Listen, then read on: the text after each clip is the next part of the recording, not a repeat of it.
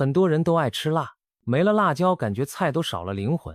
然而，一旦查出血糖高，家里的长辈往往第一句话就是辣椒可是发物，赶紧忌口。我身边就有这么一位辣椒爱好者老张，自从确诊糖尿病后，他老婆立马给他下了禁辣令，火锅里不许加辣，炒菜不能放辣椒油，就连小吃都不让他碰辣味的。理由很简单，家人觉得辣椒太刺激，是糖尿病的发物。老张要是再吃辣，血糖肯定控制不好。老张为此郁闷坏了，直喊日子都没滋味。那么，辣椒真的是糖尿病患者应该绝对远离的发物吗？吃辣真的会让血糖失控吗？发物这个词听起来有点玄乎，其实它来自我们中国传统医学和民间饮食经验。简单来说，发物指的就是那些容易引发旧病复发或加重身体不适的食物。老一辈常说某些东西吃了要发，意思是这些食物可能会让身体潜伏的毛病冒出来。比如说感冒了，有人让你别吃鱼虾，因为海鲜属于发物，可能让咳嗽更严重。皮肤过敏时别吃羊肉、韭菜，因为这些属于发物，怕你痒得更厉害。另外，民间还把发物细分为很多类型，比如什么发疯、发湿、动火等，说的是不同发物会诱发不同毛病。不过这些说法都是经验之谈，没有特别严谨的科学依据。其实发物也并非什么毒药，大多数人适量吃一点，通常不会有什么问题，不需要闻发色变。对于糖尿病这样的代谢性疾病，我们更应该关注食物本身的营养成分和对血糖的直接影响，而不是只听到发物二字就草草地把它打入冷宫。那发物背后有什么科学依据吗？其实，传统上列为发物的东西，大多要么营养特别丰富，要么性质比较刺激、燥热。营养太好的，比如补品、海鲜，可能在特定情况下让一些炎症反应更猛烈，而特别刺激的，比如辣椒、酒、浓茶，可能会让身体产生比较强的反应。举个例子，海鲜容易诱发过敏，辣椒、烈酒容易让人上火。古人把经验总结成发物这么一个概念，提醒大家在生病期间要忌口。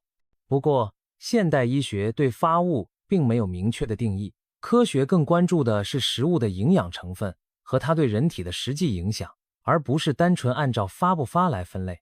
也就是说，咱们不能光听名字玄乎，就一竿子打死一票食物，而是要看某种食物到底会不会对糖尿病人的病情产生不利影响。说回辣椒，为什么不少人一听谁有糖尿病就劝他别吃辣椒，说辣是发物呢？原因很简单，辣椒够呛，它辛辣刺激，吃了满头大汗，舌头发麻。大家想当然地觉得这么刺激的东西肯定会刺激我们的胰岛，让胰岛功能混乱，从而影响血糖控制。然而真相可能出乎意料，辣椒本身其实并不会直接升高血糖。为什么这么说呢？首先，辣椒主要的辣味来自一种物质，叫辣椒素，也就是我们吃辣时那种灼烧感的罪魁祸首。辣椒素会刺激我们的感觉神经，让人觉得火辣辣，但它并不是糖，不会像葡萄糖那样直接让血糖上升。相反，有研究发现，辣椒素进入人体后，反而能促进胰岛素的分泌。胰岛素是降低血糖的激素呀，胰岛素多分泌一点，反而有助于把血糖降下来。听起来是不是很神奇？当然，这并不是说辣椒是什么降糖灵丹，只是说它没有大家想象中那么可怕。适量吃辣对血糖影响其实很有限，甚至有科学家做过统计调查，发现爱吃辣的人群患糖尿病的风险可能更低一些。有研究团队对上百万人群的健康数据进行分析，结果发现经常吃辣的人，肥胖率和糖尿病发生率都比不吃辣的人低。换句话说，辣椒并不像有些人以为的是血糖的加速器，反而可能成为健康饮食的一部分。当然，这只是统计上的相关性，还需要进一步研究来确定辣椒对血糖的具体影响。这可能跟吃辣能促进新陈代谢、控制体重有关。因为常吃辣的人食欲会有所抑制，新陈代谢率略有提高，在一定程度上有助于保持体重。体重控制好了，胰岛工作负担也就减轻了。不过话说回来，无辣不欢的朋友也别高兴太早，任何事都怕一个过字。辣椒吃得太猛，可能引起胃痛、肚子不舒服，甚至让人拉肚子。特别是有些糖尿病患者伴随胃肠功能问题，或者本身有胃炎、胃溃疡，那就真得悠着点儿。辣椒再爱也不能胡吃。再者，很多人吃辣椒喜欢用辣油、油炸辣椒的形式，比如辣子鸡、油泼辣子，这些菜本身含油盐很高，对血糖控制就不友好了。如果每餐菜都红油票票，血糖想不高都难，那可不是辣椒的错，而是油脂和热量捣得乱。所以，糖尿病朋友可以吃辣吗？答案是可以适量吃，但注意方式。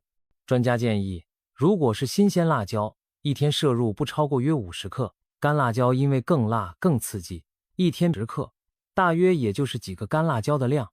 烹调方法上，尽量采用清炒、煮、炖等方式，不要把辣椒拿去油炸或者做辣椒油来吃。比如，您可以炖个辣味牛肉，把辣椒当调料提味，比满盘油炸辣子鸡要健康得多。这样既过了嘴瘾，又不会给身体带来太大负担。总的来说，辣椒并非糖尿病患者的天敌，它不是什么妖魔鬼怪，只要适量食用，完全可以加入糖尿病友的菜单中。与其因为害怕发物而终身告别辣味，不如学会科学的吃辣，既享受了美食，又兼顾了健康，何乐不为呢？讲完了辣椒，我们再来聊聊真正需要引起糖尿病朋友注意的饮食雷区。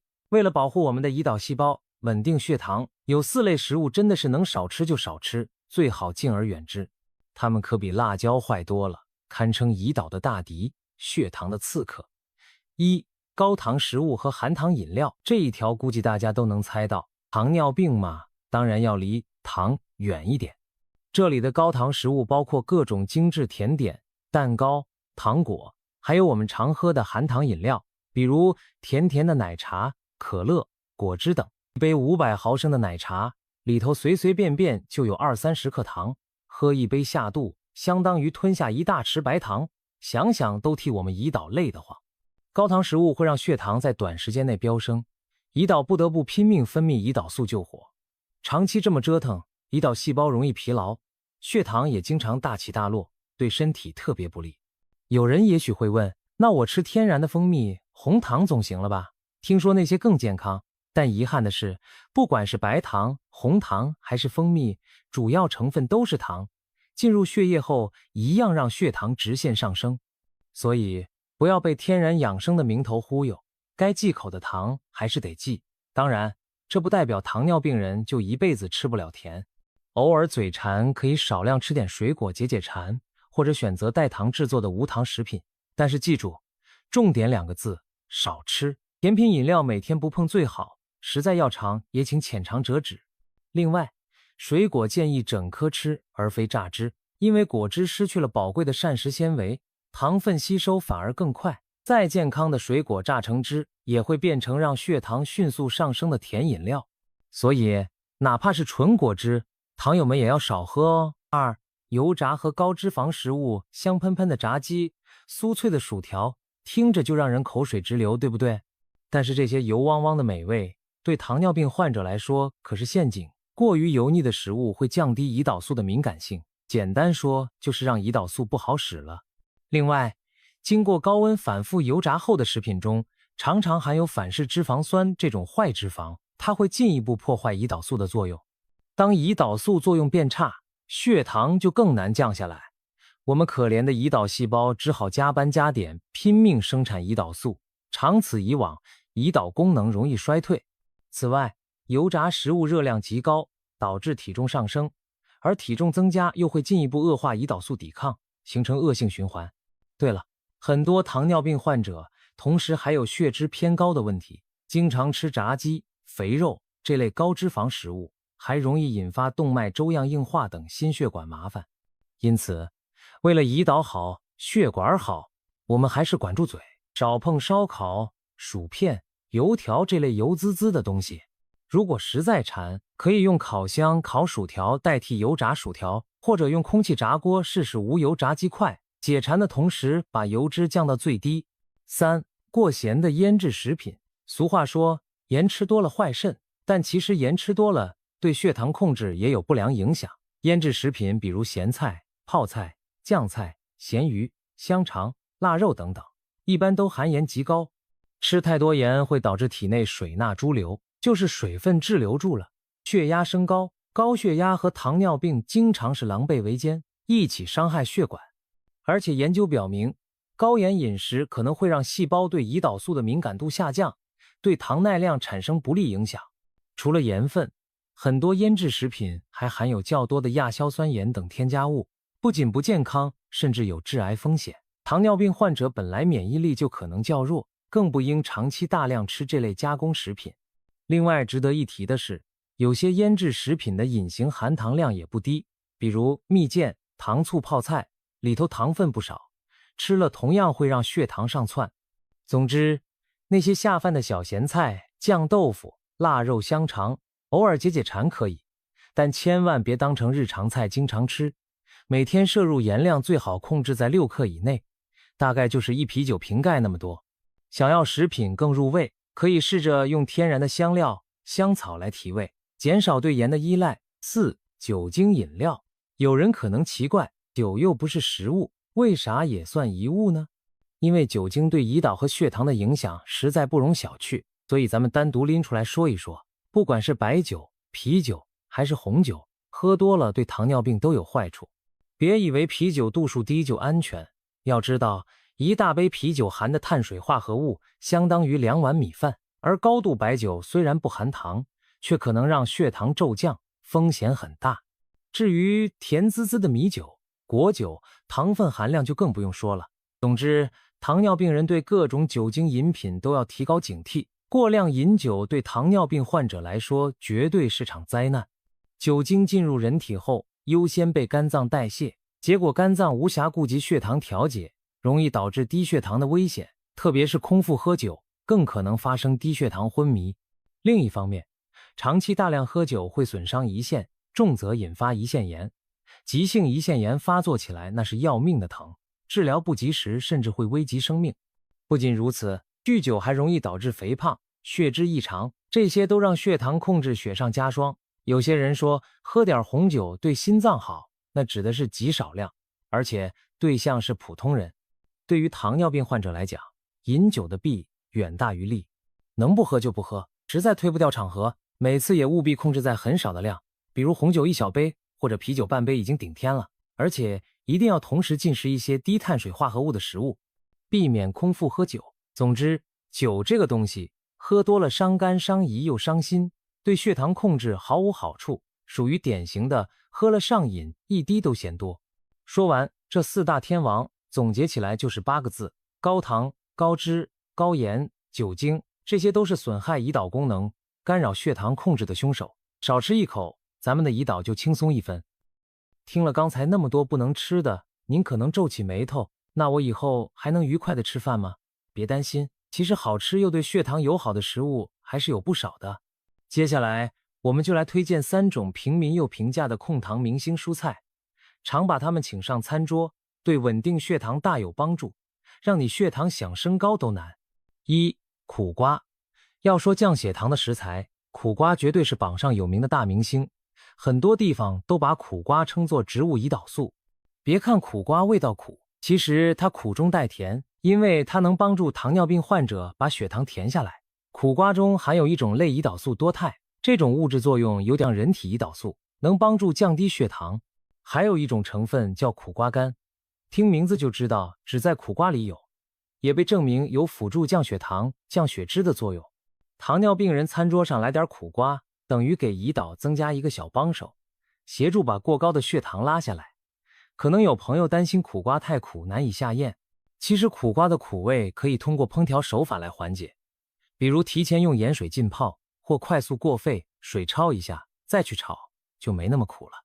拌凉菜、炒鸡蛋、清炒肉片都可以放点苦瓜，既保留营养又兼顾口感。当然，苦瓜虽好，也不建议生吃大量或当药物猛吃，毕竟它只是辅助降糖，不能代替正规治疗哦。另外，有些勇士喜欢直接生啃苦瓜，甚至榨苦瓜汁来喝，试图快速降糖，其实真没必要这么折腾，正常把苦瓜做熟了吃就行，营养照样吸收，味道也好很多。2. 洋葱。洋葱是我们熟悉的家常菜，不仅价格便宜，还一年四季都有。但你知道吗？普普通通的洋葱其实对稳定血糖也有一手。洋葱里头含有丰富的胡皮素等抗氧化物质，能够提高细胞对胰岛素的敏感性。简单说，就是让胰岛素用起来更顺当，帮助血糖进入细胞。不仅如此，洋葱还含有一种含硫的化合物，叫2烯丙基2硫化物，名字拗口，可以记住是洋葱的特殊气味来源。这种物质有点像胰岛素的模仿秀，它可以干扰胰岛素在体内的分解，让胰岛素作用时间更长，从而达到降血糖的效果。糖尿病人经常吃点洋葱，有助于减少餐后血糖的波动。很多人怕洋葱味道呛眼，其实吃熟洋葱味道就温和多了。洋葱炒蛋、洋葱炒牛肉，或者做个醋渍洋葱，都是既美味又健康的选择。需要提醒的是，有些肠胃比较弱的朋友，生吃洋葱可能会刺激胃部不适，那就换成熟吃，或者量少一点。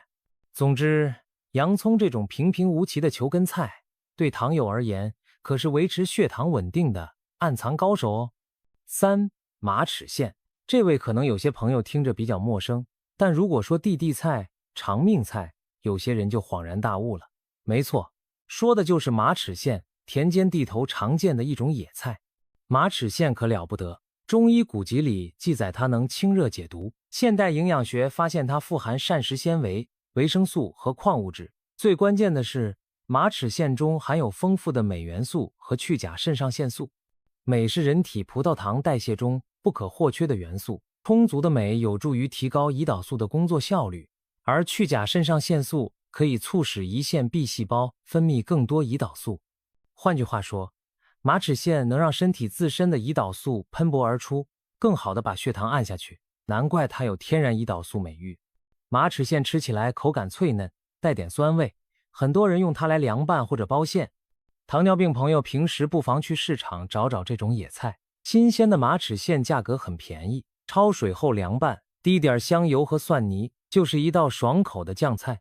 如果买不到新鲜的，干的马齿苋草药在药店也有售，煮水当茶喝也有一定帮助。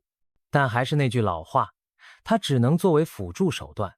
血糖高，该吃药还是得吃药，千万别过度迷信偏方。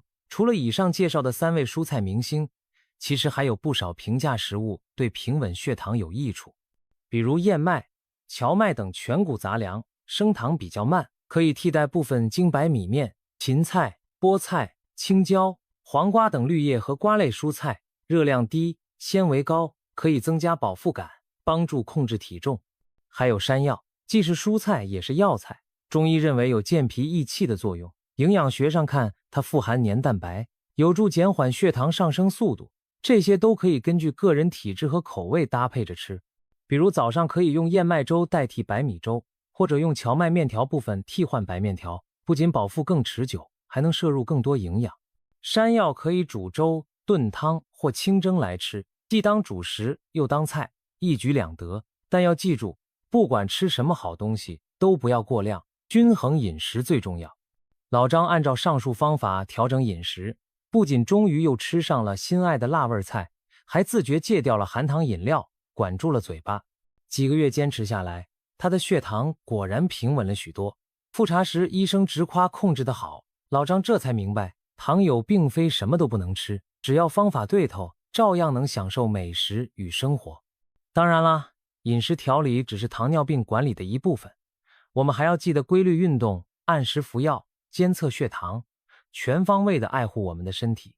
希望今天的分享让您对糖尿病饮食有了新的认识。管住嘴，迈开腿，科学饮食不迷信偏方，咱们依然可以把日子过得有滋有味。让我们一起加油，把血糖控制得稳稳的，让它想升高都难。谢谢大家观看，我们下期再见，祝您健康愉快。